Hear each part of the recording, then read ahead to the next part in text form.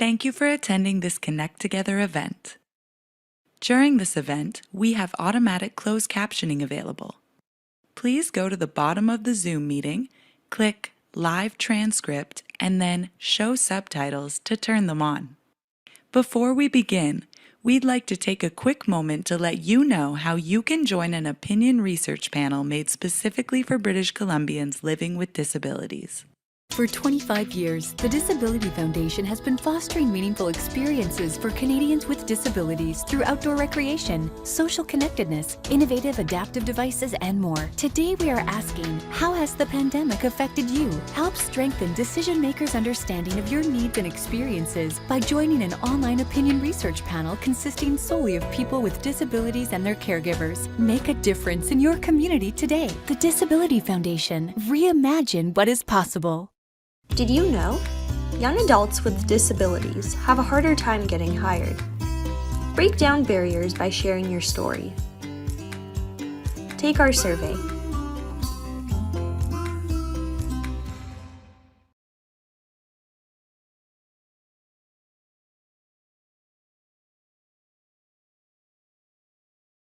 All right, Mike, you can carry on with the presentation. Thank you.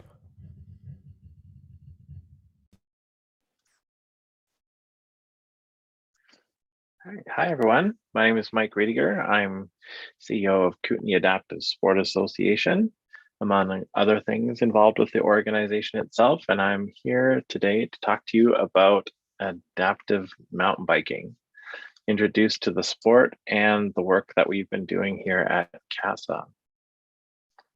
Just going to go to presentation here. Can I get the ability to share? There we go.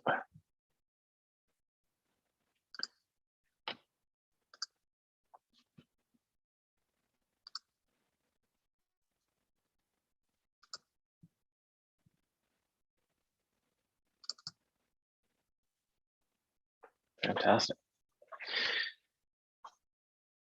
All right, so adaptive mountain biking in BC, as is in anywhere else on the planet, it's a fairly new sport, a fairly new recreation that's been growing in popularity, especially here in British Columbia. When we started as Kootenay Adaptive, we were formerly an event-based organization here in the West Kootenays, focused on cycling and running disciplines. That organization went through a phase where we looked kind of inward of what we were doing for our community benefits and where we could make some more positive, impactful change. And through that, and through some of the work going on with the North Slocan Trail Society, based out of New Denver, BC, we went the way of looking towards the growth and development of adaptive mountain biking. Now, at the time, in about 2018, there were probably only a handful of athletes in British Columbia and only 2 trails that were rated adaptive friendly at the time in the province.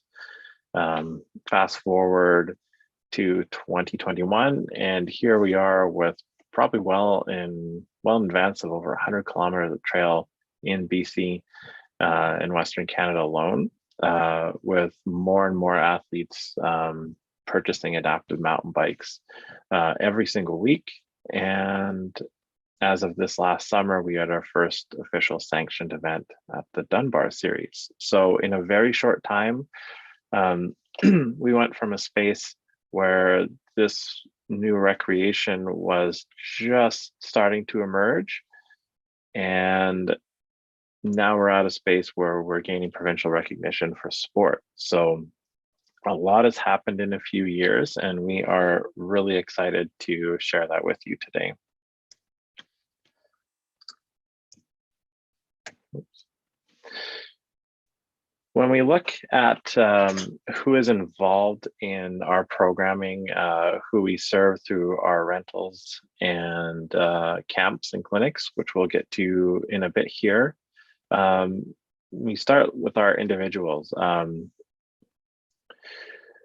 For our programming, we look at specifically individuals with physical disability, with limited mobility, Also, limited vision was something that we started working on last year, and we had some great athletes out with us teaching us what it meant for them to experience mountain biking and learning with them to develop our programming and our instruction specifically for them, as well as individuals with cognitive disability, which admittedly is something that we haven't had a lot of work on thus far, but it's something that we've also been working on to develop to expand our programming to a greater number of people.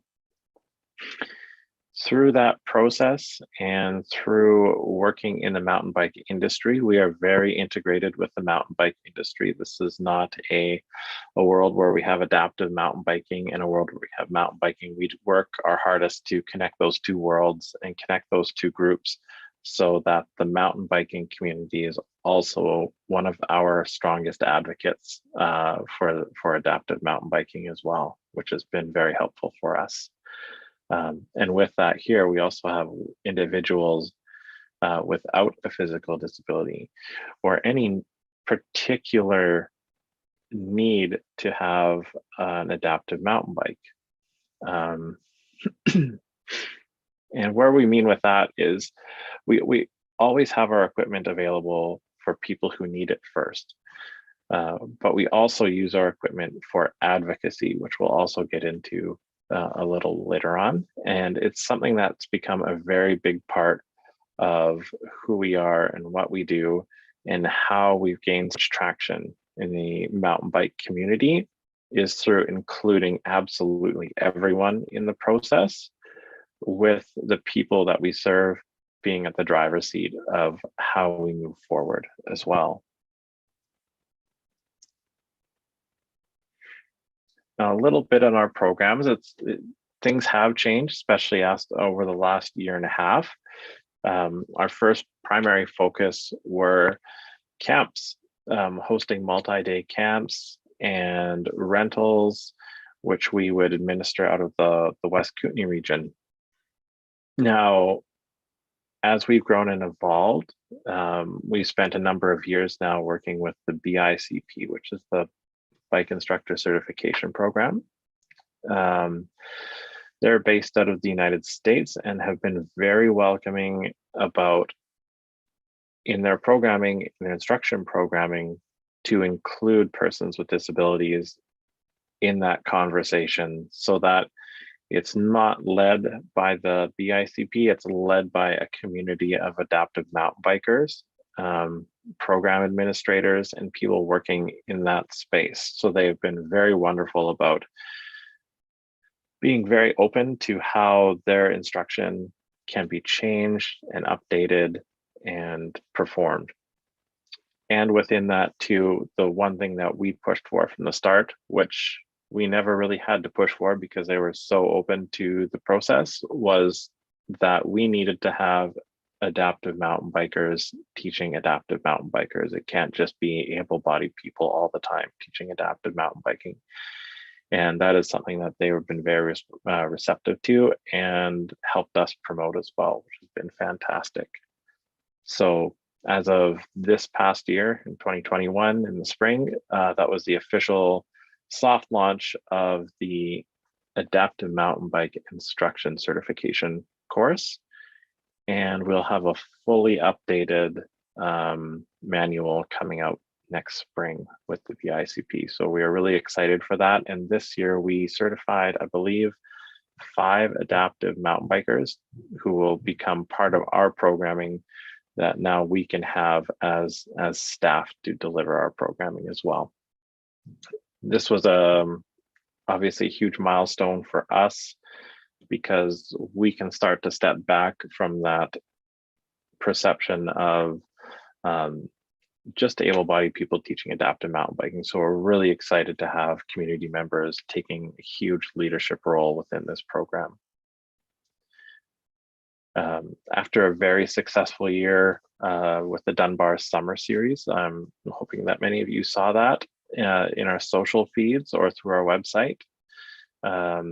We were included this year for the first time in a provincial and national race series, downhill mountain biking. Adaptive mountain biking had its first category within this, and we had up to 10 racers compete at 3 events over the course of 10 days. Through this, we had, thousands of people in person, seeing adaptive mountain biking for the first time. And, it's hard to know the digital reach of what this event brought. But the mainstream recognition for adaptive mountain biking took a huge step in the right direction this summer with that series. And through that, we now have 2 staff working on their official coaching certification so that we can bring athletes out of the recreational realm and bring them to a place where they can compete at a very high level within this world. Now, that being said, we are still very new in all of this. When we look at the growth, like I said, from 2018 to 2021, it's been explosive in a very positive way, but that also means we have a lot of work to do to catch up with the finer details and make sure that we're doing everything right and with the right people in the room. This first area of AMTB clinics, that's something that we hope to be bringing back in 2021. And we do have something that we just announced a couple of weeks ago. In March of 2021, we'll be hosting a really exciting world first, and that is a AMTB clinic specifically for women, by women in Squamish, BC. That's something that we'll have more details over social media and our website in the coming weeks. But one thing we noticed last year with our shift in focus with COVID towards organized sport is that we didn't have the representation of women that is normally within our programming and should be seen within our social media and content as well. So that is something that we put a priority on for 2022 is better representation in sport, as well as recreation as well.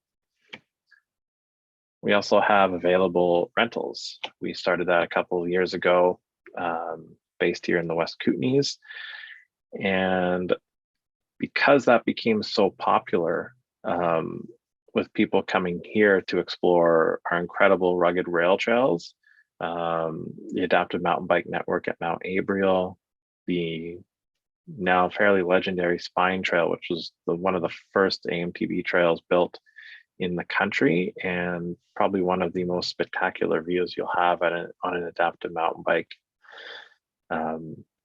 With that, people went home, and the question started coming is when can we have you in our communities? Like having people come to the West Kootenays has been fantastic. It's been a wonderful home base for us here.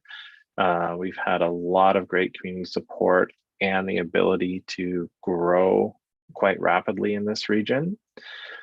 But last year, what we really started to focus on is, if we can't move people around the province and we can do it safely, we're going to bring our equipment to different communities around the province. So we offered free events in a number of communities in the entire Kootenays last year, the Okanagan, the Fraser Valley, and Vancouver Island. This is something that we continued into this year, and the same thing. Those regions also had a number of free events where people would come out, book a time, and ride adaptive mountain bikes with us, either for the first time or coming back again. One of the things we recognize is that buying an adaptive mountain bike is an incredibly expensive burden. And one thing that we try to do is keep our rentals to a cost neutral, meaning that they're fairly in line with a high-end mountain bike rental. But all that's doing is just making sure that we can cover our costs and our maintenance on these machines. So whether someone rents once a year or 5 or 6 times a year, it's a lot less burdensome on people to have us facilitate experiences than being able to come up with upwards of $18,000 for a piece of equipment. So that's one thing that's really been a boom for us, is our rental program, whether it be the free demonstration days or having us come and work in various communities, such as Kelowna, where we've taken many people on the Myra Canyon trestles, which is beautiful, especially in the fall. We've done rail trails in the Fraser Valley, trails on the island, community river trails, and mountain bike trails, which are becoming more and more popular. One of our biggest centers this year was the East Kootenays, where many of the trails are adaptive friendly already. And with many trails being built, that area has now become a hub for this. So we spent a lot of time in the East Kootenays this year doing rental events and demonstration days, some of which were in partnership with BC Parks. Our event structure this year is something that we're super excited for. Again, looking at building that high performance programming, something that we're not 100% there yet, but we're building that programming up so that we can get riders the experience that they need and the pathway that they need to compete at events like the Dunbar Series, which is part of the BC Cup and Canada Cup Series circuit.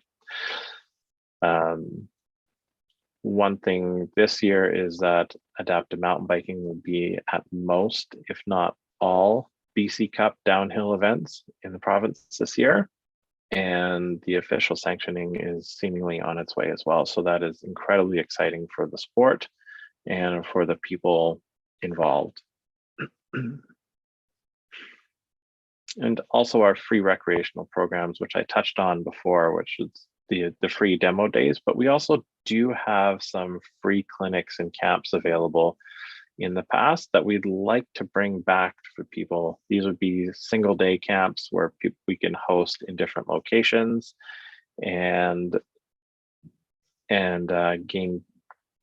get people in the communities out that we normally don't have a mountain bike center for. So part of our goal this year is to reach out to communities that we haven't gone to yet, so that we can bring equipment and have people come to us in those hubs.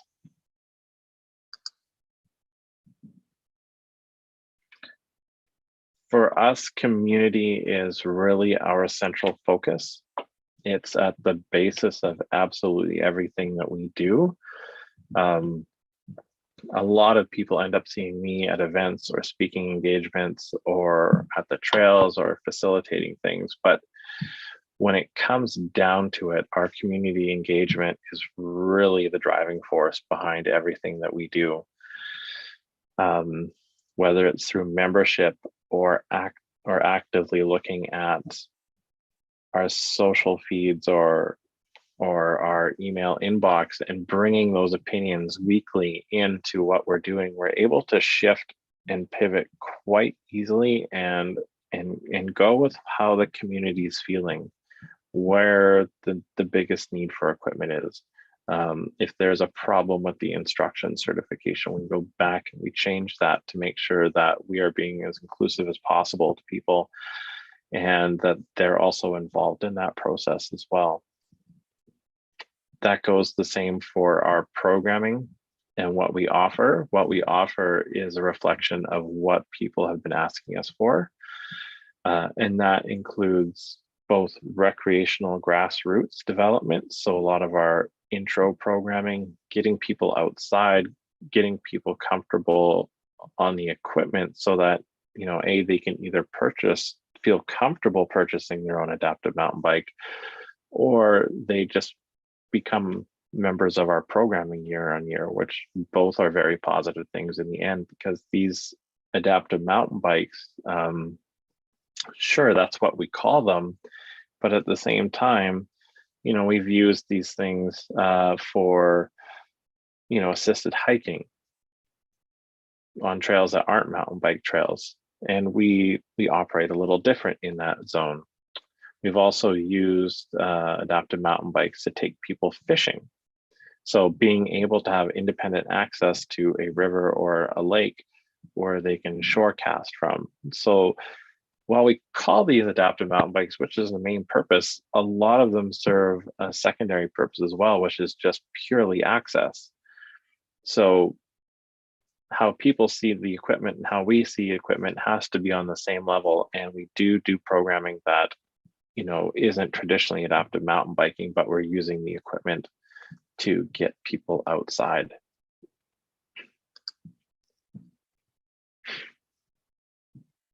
Another big part of things that we do here at Kootenay Adaptive is advocacy. A lot of our advocacy is non-traditional advocacy, and it goes towards with working partnerships and education. And that's how we approach everything that we do at Kootenay Adaptive when it comes to that reach is education.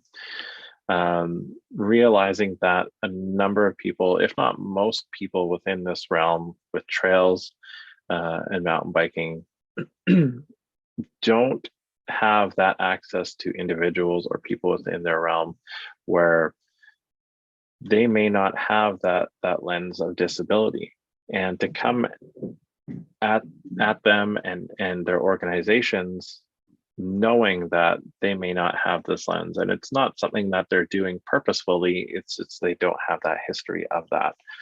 And so one thing we do is do a lot of work with people without disabilities and the leaders of these organizations that do control or have a say and a voice for outdoor access in BC.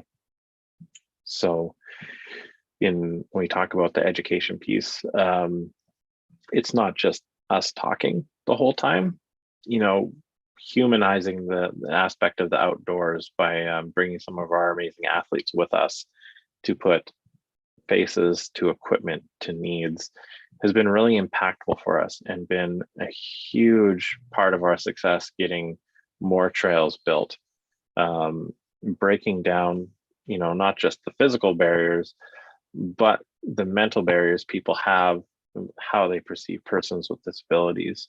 And that's been one of the biggest reasons where we've gone from 2018 when there was next to nothing to 2021 where we're barely able to keep up with everything in a very short time. So whenever we do go out to trails, we always try to make sure that we are coordinating with trail advocacy groups and builders, people who maintain, people who fund these trails, and we bring our adaptive mountain bikes for them to try. Sometimes it's for them to try and see how inaccessible their trails are, but also for them just to go out and have fun and see that these machines can do a lot of things and are very capable as well. Last year, we introduced our trail design standards for new builds, and we've been working with advocacy groups across the world on this one to bring this to the stage, and we're hoping to have a version 2 by next year. Now, these trail standards have been thought of with a great number of adaptive mountain bikes, but a great number of riders as well, and taking into account different needs within the design specs. These are a free resource, and we offer our resources and knowledge and expertise along with this whenever people are wanting to put these trails in the ground or have questions regarding our standards. So far, we know that they've been put in use across Canada, across the United States, and in Europe as well. So we're really excited to see that they took off and they've been spreading at such a great rate as well. And if you are interested in finding those trail guidelines and passing them on to your local trail networks, they are available on our website through our resource section. Another thing we've been working on is trail adaptation, and that's coming through this winter, where we're looking at how we can most simply explain to trail networks through just a cheat sheet fashion how they can take trails that they'd like to adapt into adaptive mountain biking trails and bring them to those standards the easiest way possible.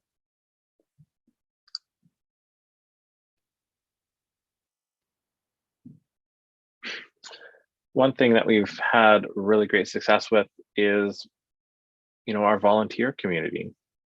People have gotten really excited and really behind this because of the work we've done through integration with the mountain biking community, especially at our racing events, where a lot of our volunteer positions are for riding mountain bikes. So really exciting volunteer positions, whether it's from facilitating outdoor adventures, like being an extra hand and riding along on a rail trail or a mountain bike trail, or at one of our free demo events. That's something that we're really pushing into this year, and getting a great list of individuals across the province that we can connect with and rely on to have at our events, because we will be going into places this year that we don't have a lot of the local knowledge involved in yet, and getting a little outside of our comfort zone to be able to offer programming in places that normally are underserved, or members of the population have to travel for events. Another big thing that anyone could do to help out at all is helping spread the word. Getting the word out about what we're doing, where we're going, and also how to support the athletes that are working at the higher level. These are all great ways that we can connect resources, connect individuals, and either get people on bikes, get people on the pathway to sport if they're interested, or support some of the amazing athletes that are really at the forefront of pushing the sport forward and making it more noticeable, and bringing it into the mainstream community that is really helping foster the growth of the sport, not just here in BC. While BC and the West Kootenays have been really an epicenter worldwide for what's happening, and the host, of a lot of world firsts. Just this past weekend, we had first more inclusive race with a couple of riders in the United Kingdom. This summer, at the end of summer, I believe in Norway, they had a sanctioned race as well. New Zealand has included Crankworks. So it's growing very fast, not just here in BC, but around the world. And a lot of that has to do with the visibility and support that our athletes have received and continue to receive.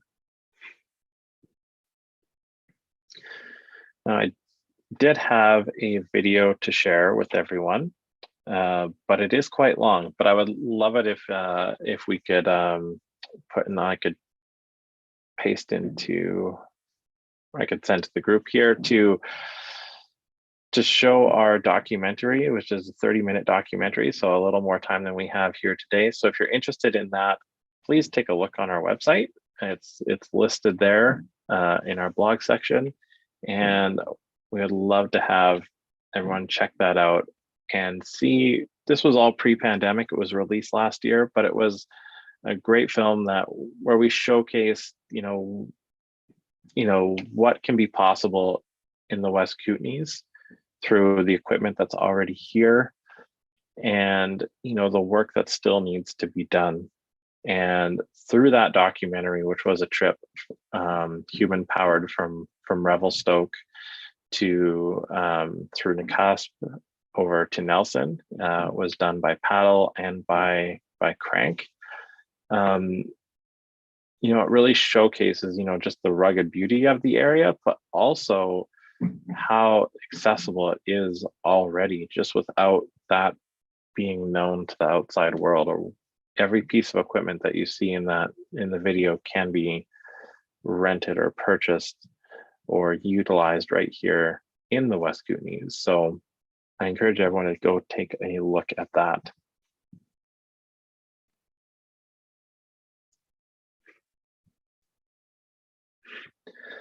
one thing that we love most here at Kootenay Adaptive is hearing from the community. So please reach out to us at any time via our website, give us a call, send us an email, or most importantly and most interactively, our social media channels is where we have a lot of our conversations, what's going on in the world. And you can reach us there at Kootenay Adaptive on Facebook and Instagram. Now that's all I have for our presentation today. Happy to stick around for any questions as well.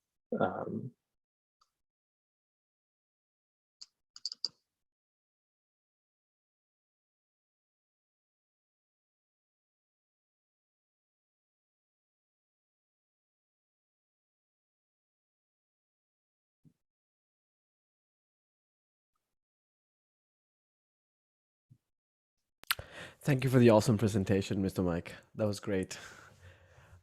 Any questions? We do have more time.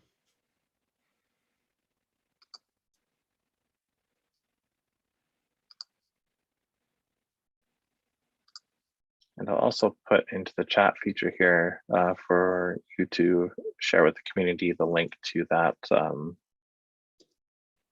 documentary. Great, thank you.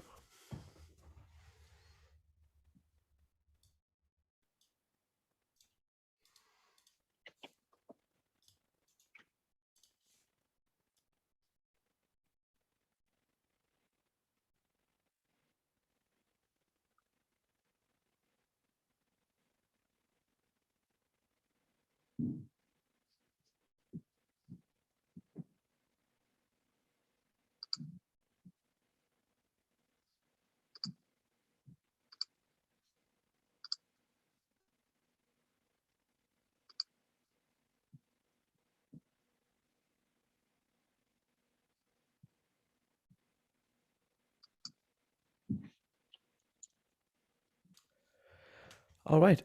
If there aren't any questions, like you can carry on however you please. If you want to end it, you can end it here. Or if you want to speak about anything more, you can do that too. We have time till like 12 p.m. No problem. Well, I can go on a little bit more about what we're looking forward to in the future. This year, as we mentioned, that we have the first ever women's adaptive mountain bike clinic hosted in Squamish. We'll have details and registrations for that coming up in the next number of weeks. It's something that I'm personally the most excited about for the entire year, is to be able to, be able to show and have representation of more women in adaptive mountain biking, because in reality, even though sometimes our social feeds don't always show it, at least 70% of the people who take place or take part in our programming, be it rentals or our camps, are women, and we need to do a better job of being able to show that into the future as well. So that's something that we're really excited about. 2022 also brings official sanctioning from Mountain Bike or from Cycling BC. It's that recognition is so important to the community, and it's going to be a great event series this year with even more support and recognition moving forward. And we're really excited about that race series, which is in July, specifically the Dunbar series, which is going to be the most supported of the adaptive races. We're also looking to help support athletes and recreational individuals who wish to take part in events like the Fernie Gravel Grind, which we may offer free rentals for that program and do that race as a group ride, as a fun group ride. They've been a great organization to be a little more inclusive with their programming, and we're excited to work with them into the future.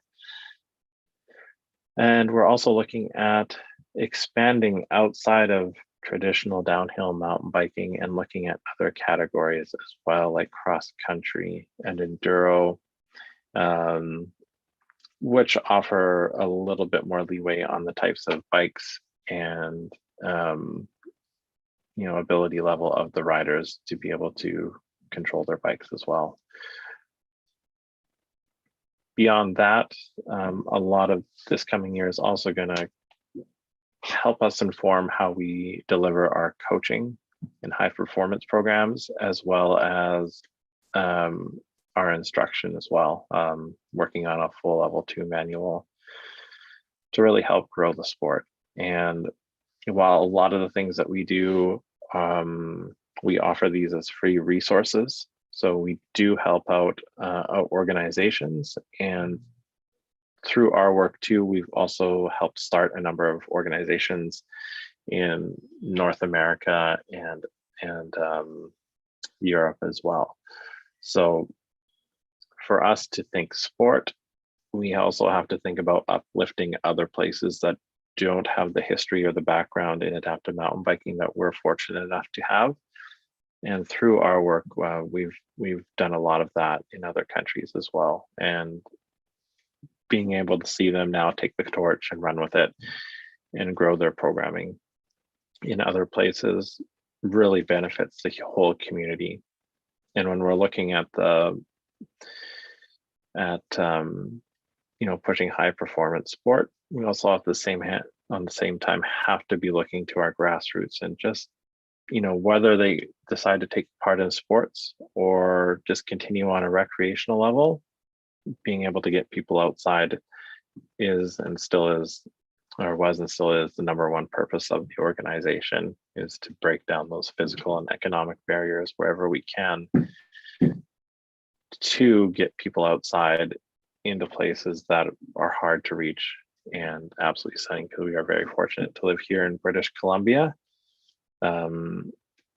And while we don't have a lot of physical infrastructure in place to make that beauty as accessible as it should, we have the machinery to be able to help us in the meantime while we work on those projects.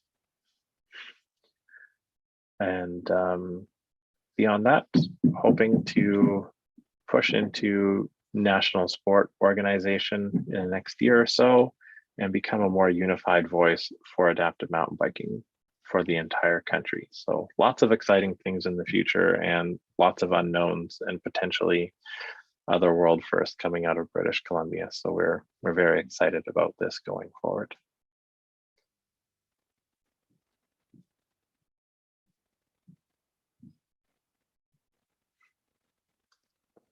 I see a comment there from GF Strong. Thank you so much. Yeah, it's love to have a conversation one day and be able to showcase what we offer, what we do, from every level of it, not just the sport side, but just the getting outside or the getting back into sport. Many of our riders have gone through to the GF Strong, and bringing people in that might not have had this opportunity from years ago has been really amazing, and working with people that come through the program there. Yeah, many of them help inform how we move forward and what we do.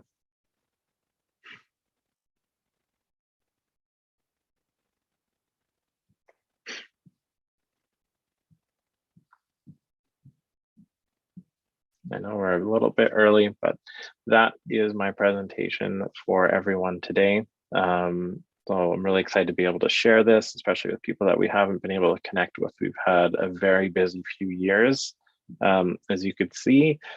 And while we'd love to have that greater outreach to everyone, sometimes we have to shift focus on where we're going and what needs attention at the time. And, obviously it goes without saying, the last year and a half has been one of those years where shifting focus constantly to keep moving forward has been, a challenge, but also in a lot of ways, it's been a blessing for our programming, as, the people we serve have been, unfortunately, disproportionately affected by the pandemic. So being able to offer gateways to the outdoors and being able to escape, even if just for an hour or two, has been something that's kept us on our toes through our rental program throughout the last year and a half. So we're very excited to see where the next year takes us. Awesome. Thank you so much, Mr. Mike. Thank you everyone for joining. Have a great day. Thank you.